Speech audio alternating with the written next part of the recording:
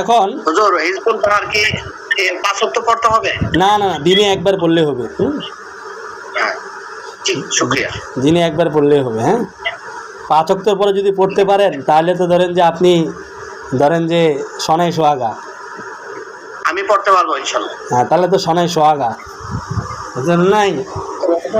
কিন্তু একবার আমাদের উসুল হলো একবার পড়লে হবে। হ্যাঁ, আসরের পরে পড়লে ভালো হয় আপনার ইয়েতে নাকি? হ্যাঁ হ্যাঁ হ্যাঁ হ্যাঁ, আসরে পড়লে ভালো। বাকি আপনি যে কোনো সময় 5 ওয়াক্ত নামাজের পর পড়তে পারলে এটা সবচেয়ে উত্তম হবে। 5 ওয়াক্ত নামাজের পর পড়লে সবচেয়ে উত্তম হবে এটা। রাতে তাহাজ্জুদের পরে পড়লে কেমন হবে? হ্যাঁ, না তাহাজ্জুদে অন্য আমল আছে, তো তাহাজ্জুদের সময় আমল করা যাবে না। বাকি করতে পারেন, ওটা ভালো। তাহাজ্জুদে আরো আমল আছে। তাহাজ্জুদ তো হলো আপনার রুহানি শক্তির বৃদ্ধির, এগুলো তো আরো তো আমল বাকি আছে। এগুলো তো আপনাদের চিল্লার বিষয়গুলো বললাম। এগুলা চিল্লা শেষ হয়ে গেলে, তাহলে মানজিলের চিল্লা শেষ হয়ে গেলে আপনি শুধু সকাল সন্ধ্যা পড়তে হবে। আর আয়াতুল কুরসির চিল্লা শেষ হয়ে গেলে সকাল সন্ধ্যা পড়তে হবে। এখন যারা জাদুগ্রস্ত আছেন, অনেকে বলছেন যে হুজুর তারা কি করবেন? তারা আগে থেকে পূর্বে থেকে জাদুগ্রস্ত হয়ে গেছে। তাদেরকে বললাম এই যে আপনারা যে তেল পানিগুলো বানাবেন, এই তেল পানিগুলো আপনারা ব্যবহার করবেন। চিল্লা চলবে, ব্যবহারও করবেন। হ্যাঁ, শরীর থেকে সব সব তাবিজ তুবিজ যা আছে সব খুলে ফেলেন। তাবিজ খুলে সব তাবিজগুলো আপনারা নদীতে বা ডিগিতে ফেলাই দেন। মাটিতে পুঁতিয়েন না আবার। পারলে তাবিজগুলা নষ্ট করে ফেলেন, ফালাক নাচ করে পানিতে পড়ে নষ্ট করে ফেলেন। তাবিজের মধ্যে অনেক সময় চালান থাকে কবিরাজের দেওয়া, এই জন্য খুব ভয়ঙ্কর জিনিস তাবিজ। তো এই তাবিজগুলো সব খুলে ফেলেন, সম্পূর্ণ আল্লাহর প্রতি তাওয়াক্কুল করেন। তাবিজের ক্ষমতা নেই, আল্লাহর প্রতি তাওয়াক্কুল করে এই চিল্লা শুরু করেন। আর আমি একটা বরই পাতার গোসল দিচ্ছি, এই বরই পাতার গোসলটা আপনারা কন্টিনিউ দেন। বরই পাতা না পারলে কুফুর দিয়ে করতে পারবেন, ওখানে বিস্তারিত আমার লেখা আছে। কুফুর দিয়ে করবেন, যেভাবে আছে করেন। কড়া পানি মিক্স আর বরই পাতা মিক্স করে গোসলটা করেন। তেল পানিগুলো ব্যবহার করেন। আপনার যত জাদু টনা বদ নজর আইন আসাদ কি শত্রুতামি সব ধ্বংস হবে ইনশাল্লাহ, একদম ধ্বংস হয়ে যাবে। কিচ্ছু কুফুর কুফুর ওখানে বিস্তৃত লেখা আছে, বরই পাতা না পারলে বিকল্প লেখা আছে। আমি লেখাটা পাঠিয়ে দিচ্ছি কিছুক্ষণ পর। হ্যাঁ, তাহলে এটা হলো যাদের সমস্যায় আছেন বললেন তাদের জন্য কিচ্ছু লাগবে না। তবে কতদিন আপনি এটা করার নিয়ম হলো কমসে কম 11 দিন। হ্যাঁ, তবে আপনি যদি 40 দিন করেন তাহলে আপনার সব একটা চিল্লা চলবে, এটাও শক্তিশালী হয়ে যাবে। কথা বুঝেন নাই? করতে পারেন আপনি 11 দিন করতে পারেন, বা আপনি যদি 1 দিন 2 দিন 5 দিন পরে গোসল করেন সেই দিনও করবেন। এখানে আপনি যদি প্রতিদিন গোসল করেন তাহলে প্রতিদিন করতে পারেন। আপনি যদি করেন যে আমি গোসল 2 দিন 3 দিন পরে করি, সেক্ষেত্রে আপনি সর্বনিম্ন 11 দিন মানে দিলেই হলো গোসলটা। হ্যাঁ, সর্বোচ্চ 21 দিন দিলে ক্লিয়ার হয়ে যায়। তাহলে এগুলো আপনার যা আছে সব ধ্বংস হয়ে যাবে ইনশাল্লাহ, কিচ্ছু লাগবে না, কোনো কবিরাজ কাছে যাইতে হবে না। তবে শর্ত হলো তাবিজ শরীরে রাখা যাবে না, আর আল্লাহর প্রতি তাওয়াক্কুল করতে হবে, সম্পূর্ণ আল্লাহর প্রতি তাওয়াক্কুল করতে হবে। আচ্ছা, আরো হ্যাঁ, বিভিন্ন পাথরের আংটি হাতে রাখা যাবে না? হ্যাঁ, আংটি রাখতে পারেন আপনি। আংটি তো আংটি রাখবেন এই নিয়তে না যে রক্ষা কবচ নিয়তে রাখবেন না। আংটি যে আপনি ব্যবহার করবেন রক্ষা কবচের নিয়তে ব্যবহার করলে আপনার ইমান ঘাটতি যায়। আপনি এই নিয়তে ব্যবহার করবেন, মুস্তাহাব আমলের নিয়তে ব্যবহার করবেন, যে আংটি ব্যবহার করা মুস্তাহাব, সুন্নত না। আবার সুন্নত আবার ফতোয়া দিন না, আমি বরাবর মুফতি দেখেছি এটা মুস্তাহাব আমল। আপনি মুস্তাহাব হিসাবে আংটিকে ব্যবহার করতে পারেন, মুস্তাহাবের নিয়তে। নিরাপত্তা বা এটা আমাকে প্রোটেক্ট দিবে এই নিয়তে না। আমলের বিকল্প কিছু নেই ভাই, আমলের বিকল্প কিছু নেই। কোনো তাবিজের শক্তি নেই, কোনো আংটির শক্তি নেই, এগুলো সব বেখা। তাহলে এই হলো বিষয়।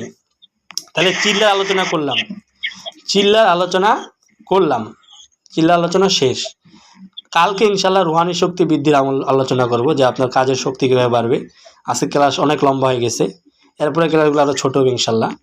তাহলে আর একটা শেষ আমল বলে দিই। এই আমলটা হলো, যারা আপনারা প্রফেশনালভাবে এই কাজকে নিতে চান, অথবা আপনারা জাদুগ্রস্ত জিনগ্রস্ত আছেন, তারা আজকে থেকে আমলটা যদি পারেন এই ক্লাসের শেষে যদি পারেন করবেন। যারা প্রফেশনাল নিতে চান 2 রাকাত নামাজ পড়বেন। 2 রাকাত নামাজ পড়ে নামাজের মধ্যে সেজদার মধ্যে যাবেন, সেজদার মধ্যে যাইয়া সেজদাকে লম্বা করবেন 4টা তসবিহ দিয়ে। আগে সেজদার তসবিহ 3 বার 5 বার পড়বেন, তারপর অগণিত সুবহানাল্লাহি ওয়া বিহামদিহি সুবহানাল্লাহিল আযীম অগণিত বার পড়বেন। লা ইলাহা ইল্লা আনতা সুবহানাকা ইন্নী কুনতু মিনাজ জালিমিন অগণিত পড়বেন। আলহামদুলিল্লাহি রাব্বিল আলামিন অগণিত পড়বেন। ইয়্যাকা না'বুদু ওয়া ইয়্যাকা নাস্তাঈন, এই চারটা, 2টা আয়াত এবং 2টা কি তসবিহ, এইগুলা আপনি অগণিত সেজদায় যেয়ে পড়বেন, দিয়ে 2 রাকাত নামাজ শেষ করবেন। সেজদাগুলো একটু লম্বা লম্বা করবেন, পারলে চোখের পানি ফেলাবেন। তারপরে আপনি আল্লাহর কাছে হাত দিয়ে উঠে গেলেন, আল্লাহ আজ থেকে আল্লাহ আমি আমাকে, আমার ফ্যামিলিকে, আমার পরিবারকে, সবাইকে আপনার জিম্মায় দিয়ে দিলাম। আল্লাহ আমি কোরআন সুন্নাহ মোতাবেক কাজ করতে চাই এবং কুফর শিরিকের বিরুদ্ধে জিহাদ ঘোষণা দিলাম, জালেমদের শয়তানদের বিরুদ্ধে আমি জিহাদ ঘোষণা দিলাম। আল্লাহ আপনি আমাকে সাহায্য করেন, আমার জিম্মাদারি, আমার ফ্যামিলির জিম্মাদারি আপনাকে দিয়ে দিলাম। আপনি আপনার হাতেই দিয়ে দিলাম, আপনি যেটা উত্তম সেটা ফয়সালা করেন। এই বলে আপনাকে, আপনার ফ্যামিলিকে আল্লাহ জিম্মা দিয়ে দেন। এটা হলো আপনার জগতে ঢোকার প্রথম। বলছেন তাসবিহগুলি যদি আবার একটু বলতেন আমি নোট করতাম। ওটা হলো সুবহানাল্লাহ বিহামদি সুবহানাল্লাহ আজিম, তারপর লা ইলাহা ইল্লা আনতা সুবহানাকা ইন্নী, ওটা হচ্ছে দোয়া ইউনূস। হ্যাঁ, লা ইলাহা ইল্লা আনতা সুবহানাকা ইন্নী কুনতু মিনাজ জালিমিন, সূরা ফাতিহার প্রথম আয়াত আলহামদুলিল্লাহি রাব্বিল আলামিন। তারপর ইয়্যাকা না'বুদু ওয়া ইয়্যাকা নাস্তাঈন, এটা বুঝি 4 নম্বর আয়াত নাকি না 5 নম্বর আয়াত? জি, এই 4টা। হ্যাঁ, পরে আল্লাহর যদি প্রফেশনাল ভাবে যারা করতে চান তারা এই নিয়তে দিয়ে দেন। কেন বললাম? কারণ আপনি যে এই যে আজকে কোর্স করছেন, আপনারা যারা জিন জাদুগ্রস্ত আছেন, কালকে থেকে দেখবেন আপনাদের অসুস্থতা বাড়ে যাবে, সমস্যা বাড়ে যাবে, ক্লাসে জয়েন হতে দিবে না, এমন ঘটনা আপনাদের সাথে ঘটতে পারে। আর যখন আপনি আল্লাহর জিম্মা দিয়ে দিবেন তখন খেলা দেখবেন কাকে বলে। এটা করার পরে আপনি প্রত্যেক দিন যে কোনো সময় 2 রাকাত নামাজ 4 নিয়তে পড়বেন। 2 রাকাত নামাজ 4 নিয়তে প্রত্যেক দিন। আমি ব্যক্তিগতভাবে আমি আমারটা শেয়ার করি। আমি ব্যক্তিগতভাবে এশার সুন্নত নামাজ পড়ার পরে আমি এই 2 রাকাত নামাজ পড়ি, তারপর বেতের নামাজ পড়ি। আমি আমার ব্যক্তিগত আমল প্রকাশ করলাম। আপনারা যে কোনো সময় পড়তে পারেন, জোহরে পড়তে পারেন বা আপনার যে সময় মন চায় আপনি পড়তে পারেন। যেগুলো সময় নামাজ নিষিদ্ধ ওগুলো বাদে আপনি যে কোনো সময় 2 রাকাত নামাজ পড়বেন 4 নিয়তে। 4 নিয়তে 2 রাকাত নামাজ, এটা আপনি প্রত্যেক দিন পড়বেন আপনি যতদিন বাঁচে আছেন। 1 নাম্বার নিয়ত হলো সালাতুত তওবা। 1 নাম্বার নিয়ত কি? সালাতুত তওবা। 2 নাম্বার নিয়ত সালাতুশ শুকর। 2 নাম্বার নিয়ত সালাতুশ শুকর। 3 নাম্বার নিয়ত সালাতুল হাজাত। 4 নাম্বার নিয়ত সালাতুল হেফাজত, মানে আল্লাহর হেফাজতে থাকার জন্য। তাহলে 4টা নিয়তে 2 রাকাত নামাজ। 4টা নিয়তে কয় রাকাত নামাজ? 2 রাকাত নামাজ। 4টা নিয়ত কি? সালাতুশ শুকর, সালাতুত তওবা, তওবার নিয়ত, শুকুরের নিয়ত, হাজতের নিয়ত এবং আল্লাহর হেফাজতে থাকার নিয়ত।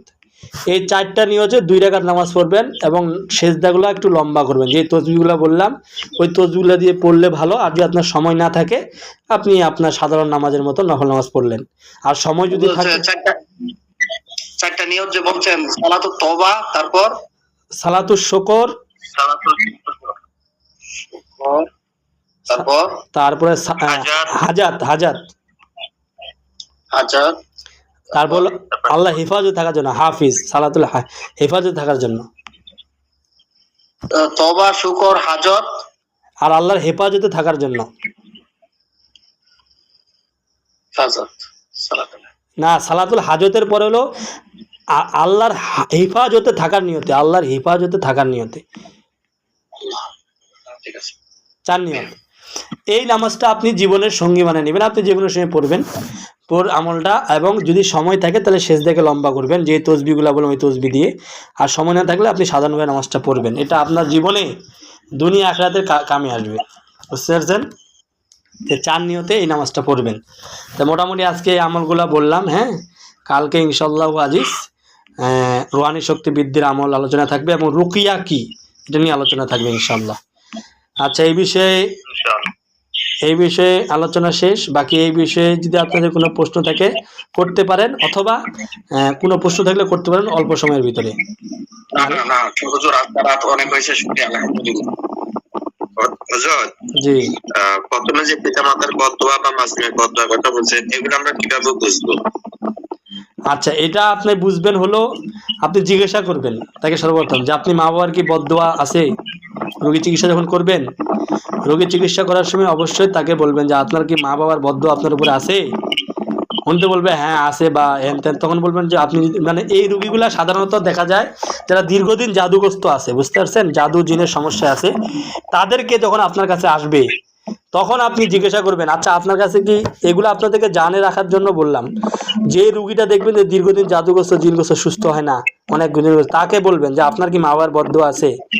যদি বলে হ্যাঁ আছে, তাইলে বলবেন যে আপনার মা বাবা, যদি বলে না নাই, তারপরে বলবেন যে আপনি এক কাজ করেন, আপনি আমার মা বাবাকে ফোন দেন বা বলেন যে আমাকে মাফ করে দিতে।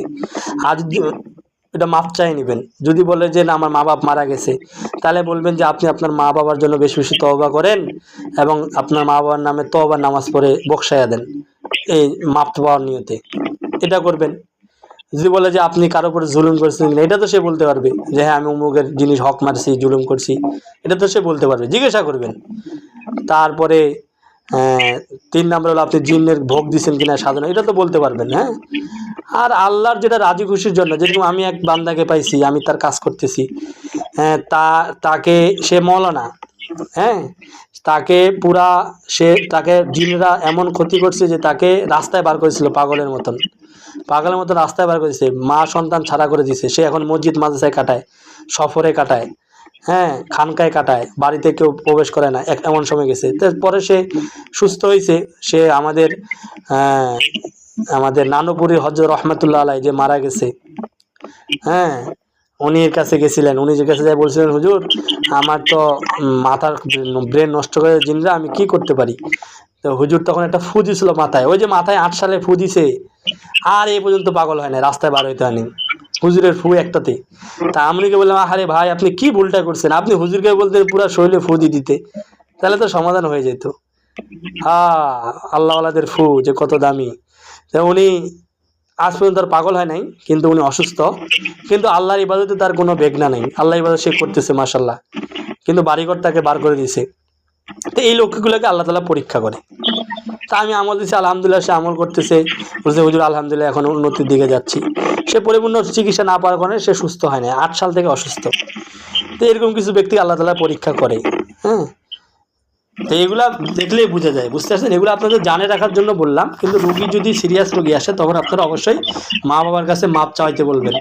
এবং কোনো আত্মীয় স্বজনের সাথে যদি তার সম্পর্ক খারাপ থাকে, যেমন এটা বলে আমি কুমিল্লার একটা রুগীর কাজ করতেছিলাম, তে মেয়েটার সাথে জিনটা কেউ তাড়াইতে পারে না, কত কবিরাজ দেখাইছে শেষ নাই, বুড়া আঙ্গুল দেখায়, এই দেখায় সেই দেখায়, কিচ্ছু কেউ 8-10টা 5 জন রাখি পারে না। আমাকে রাত 12টার দিকে ফোন দিছে, 5 জন রাখি, যে আমরা বিকাল চেষ্টা জিনে সহাইতে পারি না।